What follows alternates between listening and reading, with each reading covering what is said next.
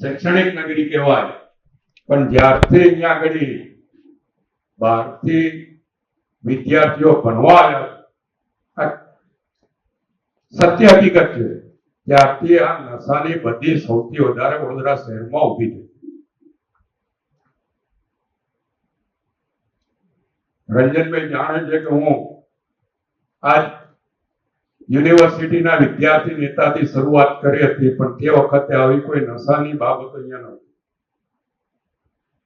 પણ અત્યારે યુનિવર્સિટી હોય કે વાઘોડિયામાં આવેલી યુનિવર્સિટી હોય, સૌથી વધારે ગતિઓ ત્યાંથી જ આવે. એને બંધ કરવા એના મૂળ સુધી જવું પડે, લોકોએ પણ જાગૃત થવું પડે, અને લોકો જાગૃત થશે તો જ આ બંધ થઈ શકશે. બાકી આપણી સોસાયટીમાં, આપણી પોળમાં, આપણા પડોશમાં કોઈને કોઈ નશાના બંધાણીઓ હોય છે. હું જે વિસ્તારમાંથી રહું છું, પાણીગેટ બહારનો વિસ્તાર કહેવાય, એટલે વાઘોડિયા રોડ પહેલેથી બદનામ વિસ્તારોમાં, અને એ બાજુ